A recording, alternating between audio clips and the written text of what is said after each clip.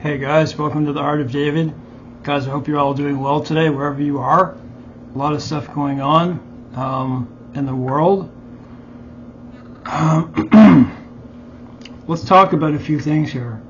I had to write them down this time.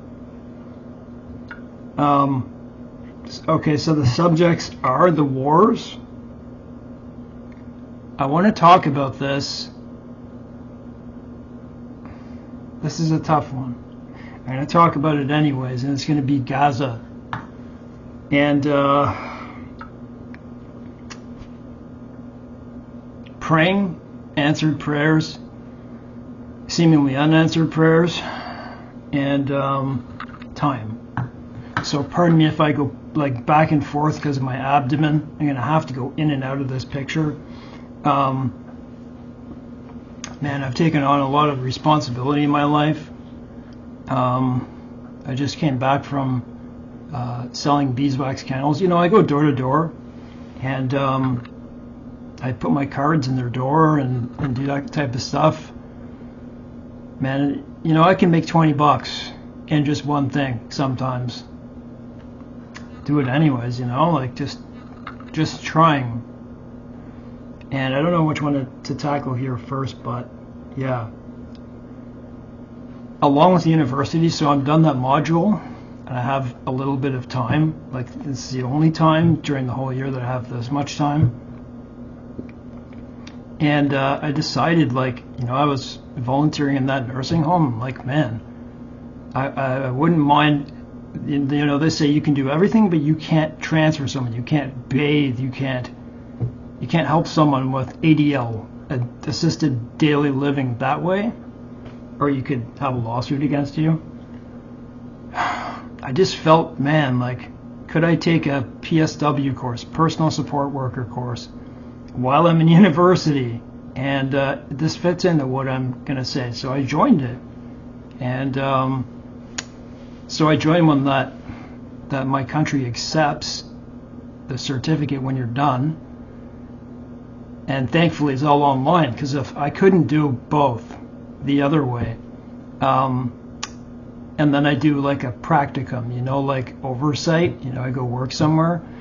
Anyways, I believe I may have gotten a job training. Thank the Lord, glory to God for that. So I'm going to be very busy. I suppose, no, I'm going to talk about the time and the praying last, because it has to do with the things that I'm telling you. Being very busy. I'm very thankful for what God has given me. And anything you have in your life, no matter where you are, be thankful to God. Pardon me 1 second. I can just take a second.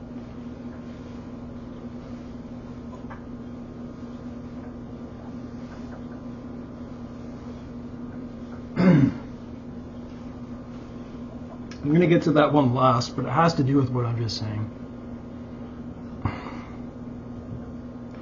So, obviously there's a lot going on in the world, and I don't want to focus on war. It's not what I want to do, but isn't it amazing to look and see what Jesus said would happen in the Olivet Discourse is happening? Like, we're seeing it. It's like chain reactions. So just off, I didn't write this down. Just think about this. I was, okay, so reading my text, and I believe the text was from 2021. It was either 2017, 2018, or 2021. And it said at that time there were 49 active conflicts in the world. And so you look now, there's probably over 150. And that goes up and down, right? It goes up and down all the time. That's a lot. And there's a lot of things that you probably don't even know. Like, how about Cuba? How about South Africa? How about just all the upheaval in the earth of all the different governments, people raising up over their people? Ukraine, Listen, guys, it's the East versus the West. You already know this. It's, you know, it's East versus West, including the Middle East, Iran, including North Korea, Iran, Russia, China. What do you mean China, Dave? They're shipping weapons. You just don't know it. They even found Chinese people in the field. They caught them. The Ukrainians did. That's just that war. Every country's gearing up for World War II. In the West. Well, that side of the world.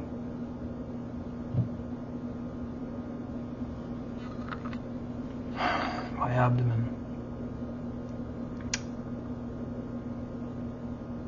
Something just happened with India and Pakistan that could set off a massive war. They're two nuclear powers. I didn't read a lot about it, but like 26 people died from a terrorist attack or something. Man, the war in Gaza and all the countries surrounding, you know, Syria. Listen, these things are building and building and building and building. I'm not afraid. You shouldn't be afraid. Jesus told us not to be afraid. But isn't it amazing how they're just happening one after the other? And the craziest thing is that people don't understand what's going on. They you know, people are traumatized by the internet. This is why I'll look at the news maybe a few times during the day. Like I said, when I come back, you know, I'm doing my dishes, I'm getting my food ready, I'm listening to Christian YouTube videos, and I hear the news through there.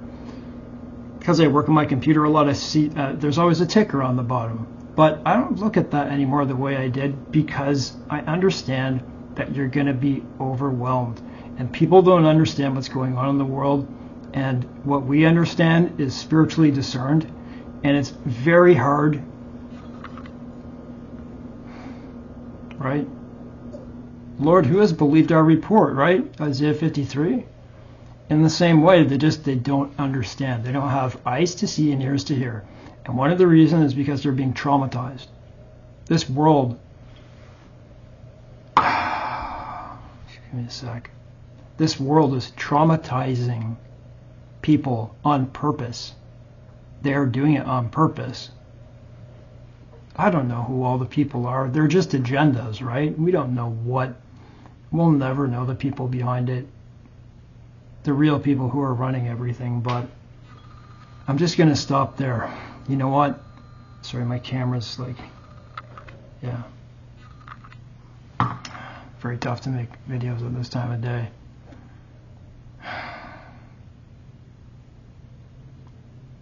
Crazy, eh? There's just wars all over the place. And you know, just as Jesus said, there's diverse earthquakes. Not only that, but if you looked lately, I mean, if you ever see the news cycle, you'll see that the ring of fire, right? The ring of fire is active all over the world, and yet people still don't understand. They're waiting for there's volcanoes going off all the time, blowing their tops now. You know, it used to be like a volcano would make the news for maybe like a 3-month cycle, right? Just that story alone. And I don't mean the volcanoes that are constantly erupting, not those types. Got to get out of the picture again. I'm going to stop there. I want to talk about Gaza, okay? And then I'm going to talk about the praying. I don't know if I have so much abdominal pain, but I feel it in my bones. I want to say things.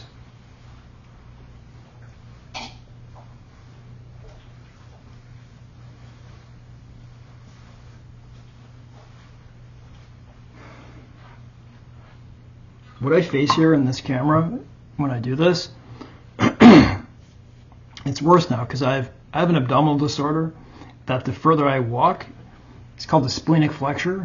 Your spleen, not your spleen, but your colon. This disorder causes my transverse colon, the colon that goes across at the top, to ride up into my rib. So you guys ever wonder why, if I'm like, if I look intense, it's because that's riding up there and I'm breathless. It also makes you feel like you're having a heart attack at times. It's horrible. Gaza. Ashkelon. Ashdod. I read all your comments, by the way, guys. I've been so busy that just know that I've read every single one of your comments. And I appreciate your comments. I'm just, like, it's just crazy. And I'm taking first aid right now as well. It's like a woman giving birth. I'm getting these things over with so I can finally have. It's not about having something like that. It's about being able to help others. I always wanted to have a job where I could help others, right? And where I can, obviously, where I can spread the gospel. If those are perfect places of no hope. A lot of the time. There's a lot of short-staffed, and people sit around for hours. So Gaza. We all know what happened on that day. And what happened on that day was horrible. It's hard to know what is really going on there. And, like, I'm just going to say from the time of Vietnam, Iraq, we hear the news cycles. We hear, you hear all the propaganda. They had so much more control when there wasn't the internet, because they had full control of that. People believed everything that was said. There are a lot of videos with seemingly credible people saying, oh, those 40 babies really were not beheaded and stuff like that. And I look at that, I'm like, I don't know. Will you just take it for what it says? I don't know. I don't know what to believe about that war. I'm sure that did happen, but to the degree that people can spin it, I don't know. I'm just trying to be honest. I believe in God. I believe that is God's land, right? It's the apple of his eye, but we are waiting for the new Jerusalem. No one is saved but by believing in Christ, except Zechariah 12:13. I don't know exactly what's going to happen to the Jews who are saved. How are they going to believe? That's another complete story. And no one knows that answer fully. No one knows that answer. No amount of theological study or a deep whatever type of study. He's going to do something amazing then. In any case, a lot of people look through all those crazy footage of death and the videos that they shot, and I heard a lot of stories, and they were horrible. Now, let's just say that this is all true, okay? The things that they did, and man, I know Hamas means violence, and you give those kind of people the chance, they'll kill you. I do understand that. And I know the charter of Hamas, and I know their position is to kill Jews, right? What a mess up, eh? And is this all the fault of go back in Exodus or Deuteronomy, what God said that, if you don't follow this, blessing and the curse type thing?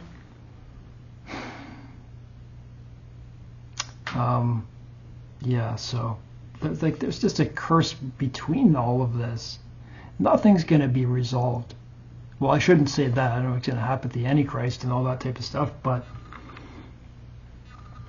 is this war justified? If that happened, it's a justified war. But the question is, what position are they taking? What are they trying to do? I've come to the point where I'm looking at like X-ray satellites of all their apartments and all those types of things, and man, they've razed it all to the ground. They show videos of people doing controlled demolitions, and war is war. They had to do something, right? But here's exactly what the point that I'm getting at. Is it an actual genocide? Is that what is happening?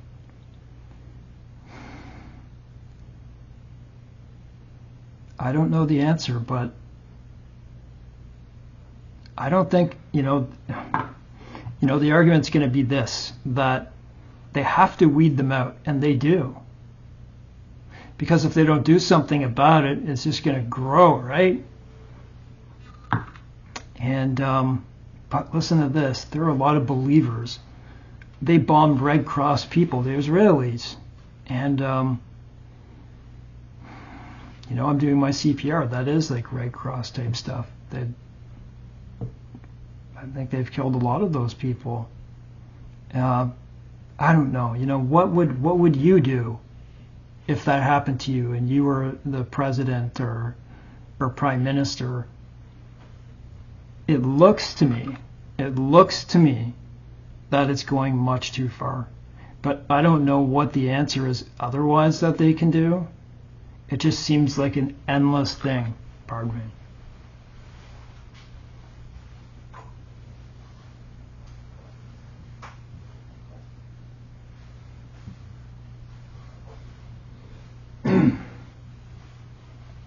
I looked at the stats of how many people have really died in that Ukraine war, which is a bigger war, I believe. It's a much different war. Back and forth of tanks and drones and hand-to-hand combat and trenches. That's a horrific war, but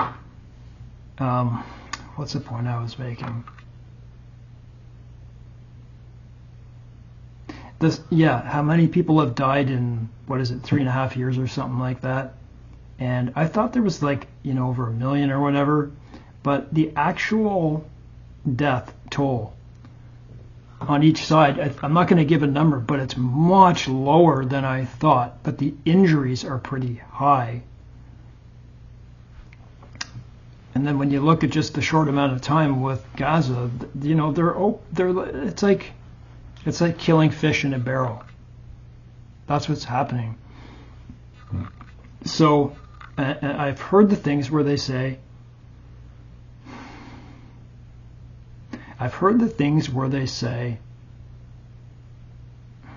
what is it? Yes, we take the most care. The Israelis say this. I've studied war. I'm not an expert, but I know a lot about it. That when we bomb someone, when we're targeting someone, that we have the best, what's it called again? Collateral damage. We have the least. You go to bomb someone, you have to make judgments. Is it worth killing this person and killing that person that's in that kill box? Oh man, I'm getting breathless. Anyways, look how many people are dying, man. I think there comes a point, they've raised all of Gaza to the ground. I don't know what to think about it, and I just wanted to say it. I don't want to go against God, and this is where it all lies, right? Am I going against God if I say this is a genocide? Is this also in the Old Testament? Gaza shall be forsaken. Is that what they're talking about? I think it may appear so, but does it give a justification? No one should go and do that to another country. Kill whatever it was, 1,200 people. That's a lot of people. And by the way, there were Canadians and Americans in there too. So I don't know. Oh yeah, and there's a full war with Yemen and the States, but you just don't know how bad it is. They've bombed them 1,000 times. The U.S. has. from their carriers because of all the interrupted traffic in the Red Sea. So I just want to leave it there. I'm questioning myself, is it really a genocide? Because they're killing a lot of people. I know there are other wars and stuff like that, but actually the death toll is much quicker with this. It seems to me it's indiscriminate bombing. And I don't support that. I don't support war at all. I'm just going to stop there. Tell me your thoughts. Yeah, I don't want someone to use my video like a Muslim, because that's what they do, and then they'll show it and they'll say, look, this Christian says this. I don't support war at all, man. I don't support war, but yes, there is a time for war, of course, like that, but the way that it's been conducted, I don't think there's been much thought into the death toll and coming up with some other idea. Okay. I got to save my breath here. I'm going to say the last one here, which is I said time in praying. We all, actually, I'm going to give you an example of my life. Just give me a second. I'm going to put something on my stomach here, because my stomach is just like, with that splenic flexure, when it goes up, when it rides up like that, it makes me feel real hungry, and it gets like gastritis in my stomach.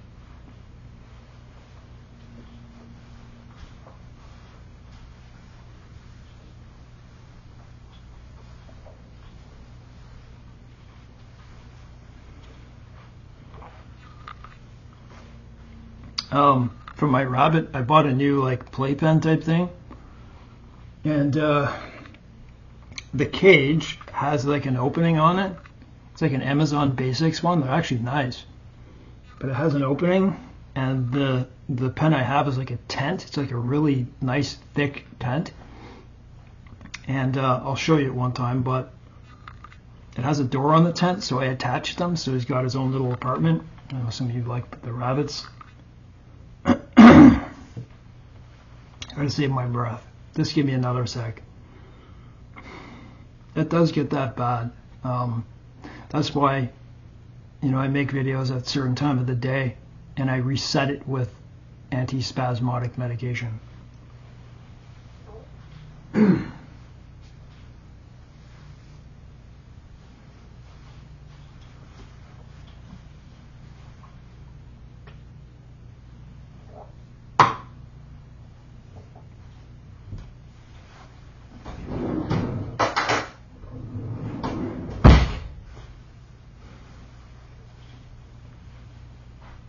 Praying. Where I was in my life, you see this breathlessness that I have? Well, once, before I even knew what it was, and I knew what adhesive arachnoiditis was in my spine, and some injuries on my body, things that had happened, my throat, my lower esophageal sphincter, my first intractable pain disorder, I didn't know what they were. I was trapped in a bed. I wasn't eating, drinking, because I would get very sick from it. And when I think of where I am in my life right now, through a lot of hard work, it was done through the Spirit of God, the Holy Spirit. I may have been pushing and feeling the pain and all that, but one time I was, for 10 years, almost a decade, I was on a couch and a bed where I barely even spoke because my pain was so bad. And I was stuck in a bed on my back. I couldn't breathe. No one could help me. I couldn't even defend myself. I was so tired. I was so tired that I was going into deliriums because I wasn't sleeping more than 1 hour at a time. Man, if I got an hour's sleep, I'd be lucky. It was a very horrible time, and all I wanted to do was die. I just wanted to die. I just wanted to leave this earth. God had other plans, and You know, it can seem like prayers get answered very slowly, and it's not going to be, you know, some prayers are answered quickly, but if it's in God's will, right? There's a reason why God takes a certain amount of time. I don't know. Is he building character? You pray and you pray and you pray, and it seems like it doesn't work. But as time goes on, you notice that you're getting better. Things around you, this is my testimony.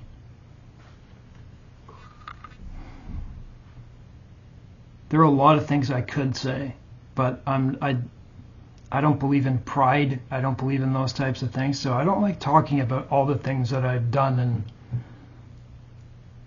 But it was God who helped me. When I just think of all the suffering, just staring at a window, staring at a ceiling, I had zero hope. It turned into dry bones. That's what my life turned into. God can make something of nothing, and I was nothing. And I just remember in my bed, man, that was my nightmare, being in a bed. And traumatized by that, because I was trapped. No sleep. My legs hurt so much because of adhesive arachnoiditis, and it was untreated. Well, I had one medication for it, but it wasn't. I was lying on my back, and my legs, I could not even lay out flat, because if I put them out flat, it was like someone was taking a knife from behind and cutting the back of my legs. It was brutal. My dad was having to come to my room every 3 hours to give me a shot in my butt or my thigh of Toradol, because that helps spinal inflammation.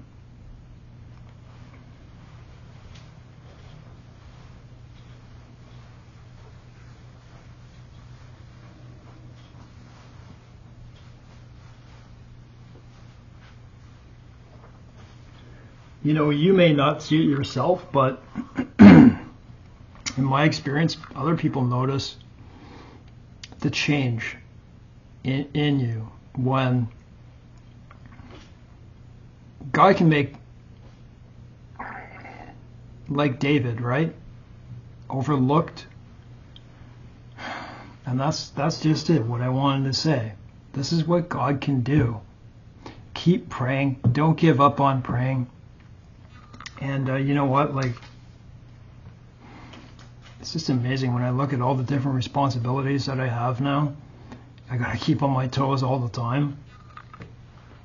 And look where I was. And I know it was God who did this. No doubt.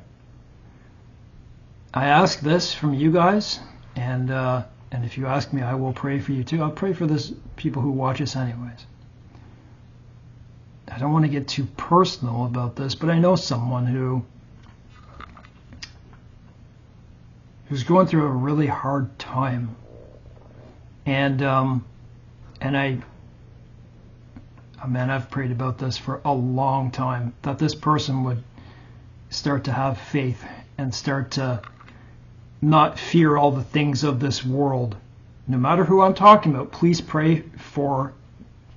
God knows. Just please pray for me, because it would be amazing if that person believed.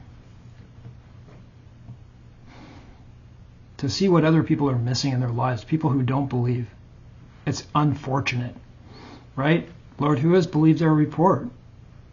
There are very few people who really know God. And I think I'm done. I think I'm going to go, and I think I'm going to eat the rest of my oranges, and then I'm going to go pet my rabbit, give him a bit of company. Yeah, guys, you know what? Pray all the time. You know what? I talk to myself.